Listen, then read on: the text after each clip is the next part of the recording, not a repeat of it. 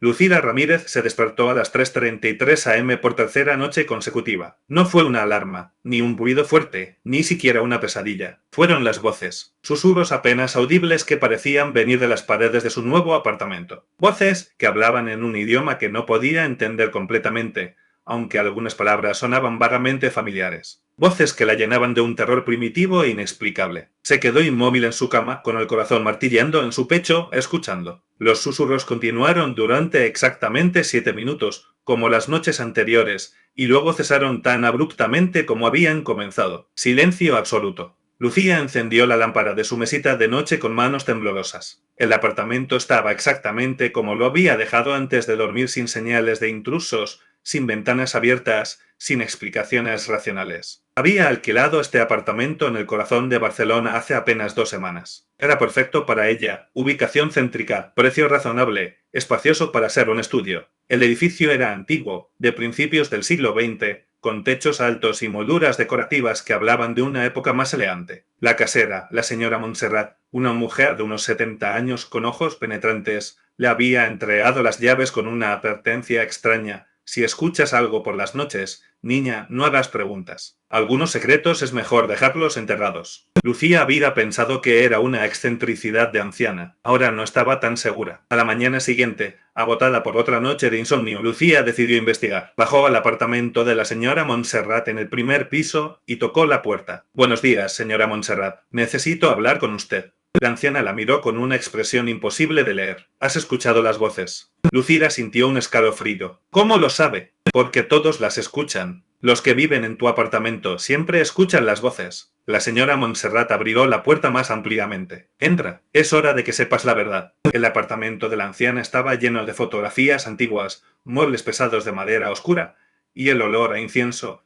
y tiempo. La señora Montserrat le sirvió café en tazas de porcelana delicada y se sentó frente a Lucila. Este edificio, comenzó la anciana, tiene una historia que la mayoría de la gente no conoce. Durante la Guerra Civil Española fue usado como refugio secreto, pero no un refugio cualquiera. Se levantó y sacó una caja de un armario antiguo. Dentro había fotografías amarillentas y documentos viejos. Tu apartamento, el número 4B, fue usado por un grupo de resistencia. Escondían personas allí, familias enteras que estaban siendo perseguidas. Pero una noche en 1938 fueron traicionados. Lucía sintió que el aire en la habitación se volvía más pesado. Los soldados llegaron a las 3 de la madrugada. Encontraron a 17 personas escondidas en ese apartamento. Hombres, mujeres, niños. Los arrastraron a todos afuera. La voz de la señora Montserrat se quebró ligeramente. Mi abuela era una niña pequeña en ese entonces, vivía en este edificio. Ella me contó que los gritos duraron horas. Y luego silencio. ¿Qué les pasó? Preguntó Lucila, aunque parte de ella no quería saber. Nadie lo sabe con certeza. Nunca se encontraron sus cuerpos. Simplemente desaparecieron. Pero desde esa noche,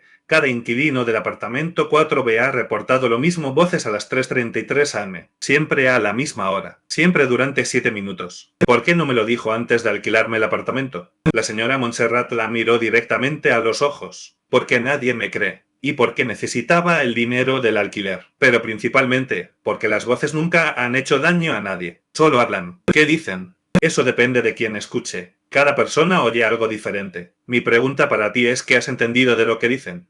Lucía pensó cuidadosamente. Algunas palabras suenan como si estuvieran pidiendo ayuda, o quizás buscando algo. La señora Montserrat asintió lentamente. Hay algo más que debes saber. Hace 5 años, una inquilina del 4B era historiadora. Se obsesionó con las voces. Pasó meses investigando, grabándolas, tratando de descifrarlas. Y luego desapareció. ¿Desapareció? ¿Cómo que desapareció? Se fue una noche y nunca regresó. La policía investigó, pero no encontraron nada. Excepto la anciana sacó un cuaderno de la caja. Esto. Lo dejó en mi buzón la noche antes de desaparecer. Nunca lo he abierto. He tenido demasiado miedo. Le entregó el cuaderno a Lucía. Era un diario con la letra apretada y frenética de alguien escribiendo rápidamente, tratando de documentar algo antes de que fuera demasiado tarde. Si vas a leer eso, advirtió la señora Montserrat, prepárate. Algunas verdades son peligrosas de conocer. Lucía se llevó el diario a su apartamento, el corazón latiendo con una mezcla de miedo y curiosidad. Esa noche, antes de que llegara la hora de las voces, comenzó a leer.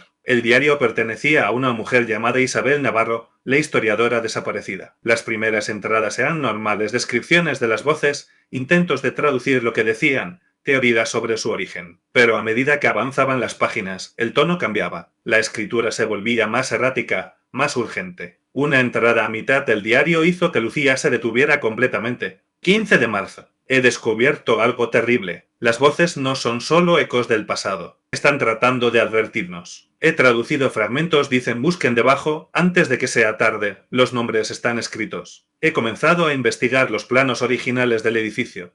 Hay algo que no cuadra con el apartamento 4B. Las dimensiones no coinciden. Hay un espacio no contabilizado. Lucía sintió un escalofrío recorrer su espalda. Miró alrededor de su apartamento con nuevos ojos. Había realmente un espacio oculto. Continuó leyendo febrilmente. 20 de marzo. Lo encontré. Detrás del armario empotrado del dormitorio hay una pared falsa. Puedo sentir el vacío detrás cuando golpeo. Mañana voy a abrirla. Necesito saber qué hay ahí. Las voces han aumentado en intensidad. Ya no solo susurran, casi gritan. Están desesperadas por ser encontradas. 21 de marzo. Esta será mi última entrada si algo sale mal. He abierto la pared. Hay un espacio oculto, como sospeché. Y dentro, Dios mío, dentro hay algo que no debería estar ahí. No puedo escribir más ahora. Tengo que llamar a las autoridades. Pero si estás leyendo esto y yo he desaparecido, necesitas saber. No estás en peligro de los muertos. Estás en peligro de los vivos que quieren mantener los muertos ocultos. El diario terminaba ahí abruptamente. Lucía dejó el cuaderno, sus manos temblando. Miró el reloj 3:15 am. Faltaban 18 minutos para que comenzaran las voces. Fue al dormitorio y examinó el armario empotrado. Era viejo, construido directamente en la pared. Comenzó a sacar la ropa, buscando cualquier señal de una abertura. Y entonces lo vio una pequeña grieta en la pared trasera del armario, casi invisible a menos que supieras buscarla. Golpeó la pared.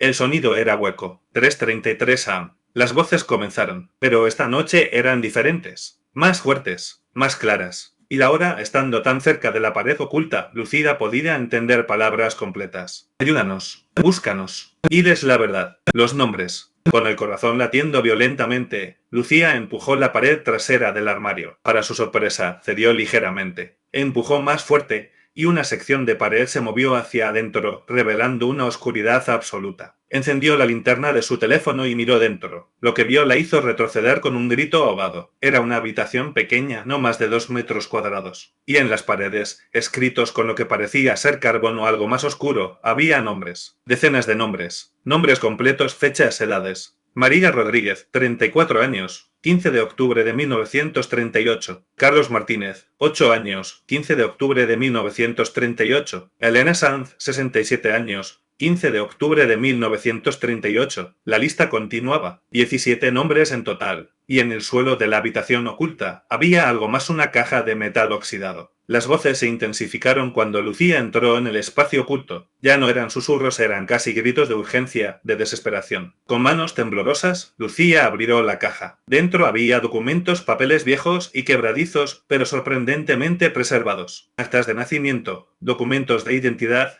fotografías de familias sonriendo a la cámara, ajenas al horror que les esperaba. Y había una carta, escrita en español antiguo pero legible. Lucía la leyó a la luz de su teléfono. A quien encuentre esto, somos 17 almas que fueron prometidas refugio en este lugar. Nos dijeron que estaríamos seguros, que nos esconderíamos hasta que pasara el peligro. Pero fuimos traicionados por el mismo hombre que prometió protegernos, el dueño de este edificio, don Rafael Montserrat. Él nos vendió a las autoridades por dinero. Nos arrestaron, nos llevaron, y sabemos que nunca volveremos. Escribo esto con carbón en estas paredes, dejando nuestros nombres para que alguien, algún día, sepa que existimos. Que no fuimos solo números sin rostro en una guerra horrible. Fuimos personas reales, con familias, con sueños, con vidas que fueron robadas. Si encuentras esto, por favor, dile al mundo lo que pasó aquí. No dejes que nos olviden. Firmado, Antonio Vega, 15 de octubre de 1938, 2:47 am. Lucía se quedó paralizada. Montserrat, como la señora Montserrat, su casera. Don Rafael Montserrat había sido su abuelo, bisabuelo. De repente, todo tenía sentido. La advertencia de la señora Montserrat de no hacer preguntas. Su afirmación de que algunos secretos es mejor dejarlos enterrados. La desaparición de Isabel Navarro. La familia Montserrat había estado protegiendo este secreto durante generaciones. Las voces ahora eran ensordecedoras, aunque Lucía sabía que solo ella podía escucharlas. Estaban celebrando, llorando, gritando de alivio. Finalmente, después de más de 80 años, alguien había encontrado su verdad. Lucía salió del espacio oculto, llevando la caja de metal con los documentos. Pero cuando llegó a la puerta de su apartamento para ir a confrontar a la señora Montserrat, encontró algo que la heló hasta los huesos. La puerta estaba bloqueada desde afuera. Estaba atrapada. Su teléfono vibró. Un mensaje de un número desconocido. Deberías haber escuchado la advertencia. Algunos secretos deben permanecer enterrados. Tu apartamento está en llamas. El fuego será considerado un accidente, como todos los anteriores. Lo siento, pero el honor de mi familia es más importante que tu vida. Lucía olió el humo antes de ver las llamas. Venían de debajo de la puerta. Entró en pánico, corrió a la ventana. Estaba en el cuarto piso demasiado alto para saltar. El humo comenzaba a llenar el apartamento. Tosió, sintiendo el pánico amenazando con paralizarla. Pero entonces recordó Isabel Navarro había mencionado en su diario que había llamado a alguien. ¿A quién? Lucía revisó frenéticamente los documentos de la caja. Y allí, en la última página de la carta de Antonio Vega, había algo que no había visto antes: una posdata. He escondido una copia de estos documentos fuera del edificio, con un periodista de confianza llamado Javier Ruiz. Si algo nos sucede, él sabrá qué hacer.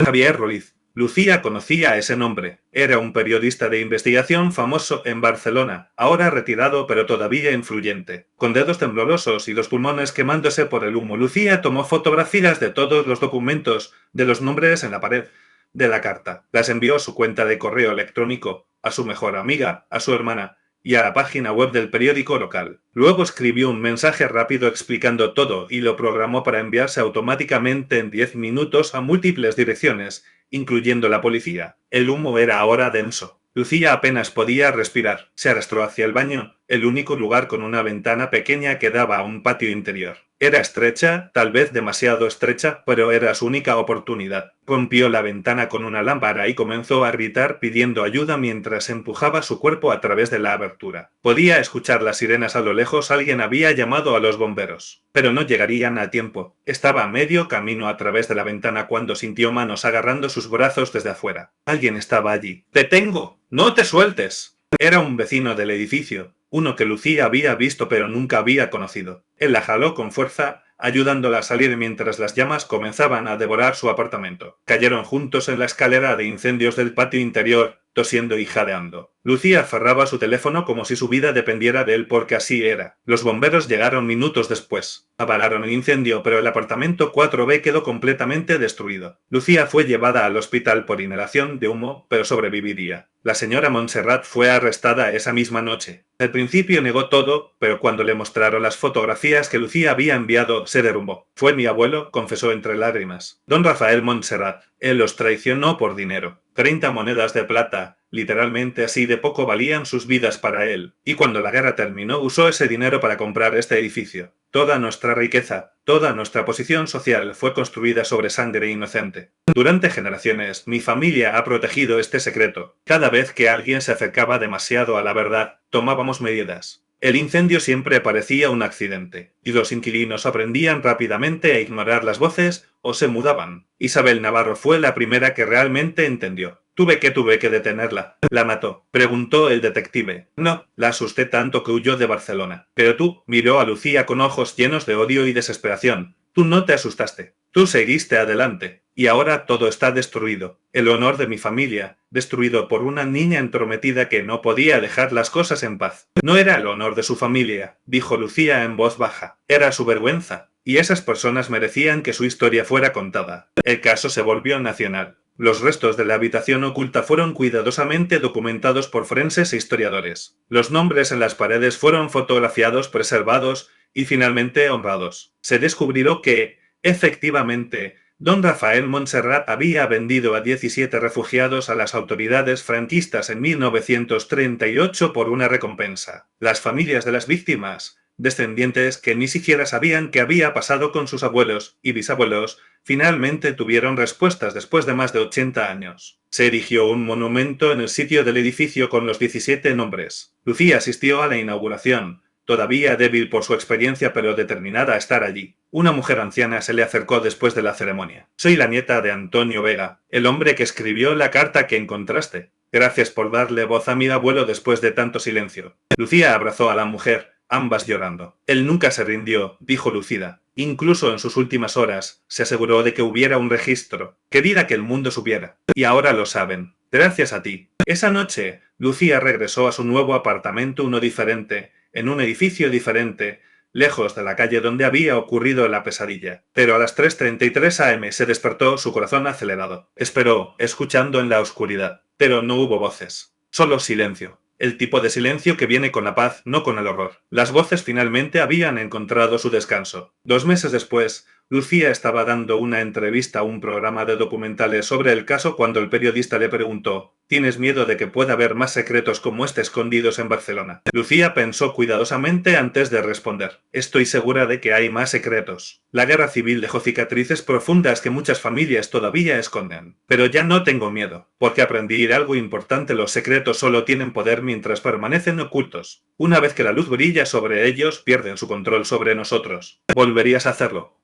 ¿Arriesgar tu vida por una verdad histórica? Cada vez, respondió Lucía sin vacilar, porque esas no eran solo voces, eran personas. Personas que merecían ser recordadas. Y mientras haya secretos que necesiten ser descubiertos, habrá voces llamando a quienes tengan el coraje de escuchar. 3 años después del incidente, Lucía se había convertido en historiadora especializada en crímenes de guerra no resueltos. Trabajaba con archivos, entrevistaba a descendientes de víctimas y excavaba verdades que habían sido enterradas durante décadas. Y a veces, en la quietud de la noche, cuando estaba investigando un caso particularmente difícil, juraba que podía escuchar susurros no de miedo, sino de aliento, como si las voces que había liberado ahora la guiaran hacia otras verdades que necesitaban ser descubiertas. ¿Eran reales estas voces? ¿O era solo su imaginación, su subconsciente guiándola? Lucía no estaba segura, y honestamente ya no le importaba. Real o imaginado, las voces le recordaban por qué hacía este trabajo. Le recordaban que detrás de cada archivo olvidado, cada documento enterrado, cada accidente conveniente, había personas reales con historias reales que merecían ser contadas. Y ella seguiría escuchando, seguiría investigando, seguiría dando voz a aquellos que habían sido silenciados. Porque eso era lo que las voces realmente querían. No venganza, no justicia en el sentido tradicional, solo querían ser recordadas. Querían que el mundo supiera que habían existido, que habían importado, que sus vidas habían tenido significado. Y gracias a una joven que se negó a ignorar los susurros en la noche, ahora lo sabían. Las voces finalmente habían sido escuchadas. Y su verdad, por terrible que fuera, había sido liberada. Fin. Almohadilla, epílogo. 5 años después, un estudiante universitario llamado Miguel estaba investigando para su tesis doctoral sobre crímenes de la Guerra Civil Española. Encontró una referencia al caso Montserrat y contactó a Lucía para una entrevista. ¿Alguna vez te arrepientes de haber abierto esa pared?, le preguntó. ¿De haber descubierto la verdad? Lucía miró por la ventana de su oficina, donde un monumento conmemorativo era visible en la distancia, grabado con 17 nombres que finalmente habían sido honrados. Todos los días, admitió, no por haberlo hecho, sino porque me tomó tanto tiempo. Cada noche que ignoré las voces, cada momento que dudé en investigar, fue un momento más que esas personas permanecieron olvidadas. Mi único arrepentimiento es no haber escuchado más pronto. ¿Y las voces? ¿Las sigues escuchando? Lucía sonrió una sonrisa triste pero genuina. No como antes, pero a veces, cuando estoy investigando un caso nuevo, cuando estoy cerca de descubrir algo importante, siento una presencia, como si alguien me estuviera empujando suavemente en la dirección correcta. ¿Crees en fantasmas? Creo en verdades que se niegan a permanecer enterradas. Llámalo como quieras: fantasmas, conciencia e intuición. Pero hay algo en las historias no contadas que lucha por salir a la luz. Y hay personas, vivas o muertas, que nunca dejarán de luchar hasta que su verdad sea conocida. Miguel cerró su grabadora. Eso es profundo. Es la verdad. Y después de todo lo que he visto, aprendí que la verdad siempre es más extraña, más aterradora y más importante que cualquier ficción que podamos imaginar. Esa noche, en algún lugar de Barcelona, en un viejo edificio con secretos todavía escondidos en sus paredes, alguien más se despertaría a las 3:33 am y escucharía voces. ¿Y tendría que decidir ignorarlas y seguir durmiendo? ¿O tener el coraje de escuchar, de investigar, de descubrir verdades que otros querían mantener ocultas? Porque las voces siempre están ahí, susurrando en la oscuridad, esperando a alguien lo suficientemente valiente como para escucharlas. ¿Serás tú? Fin verdadero.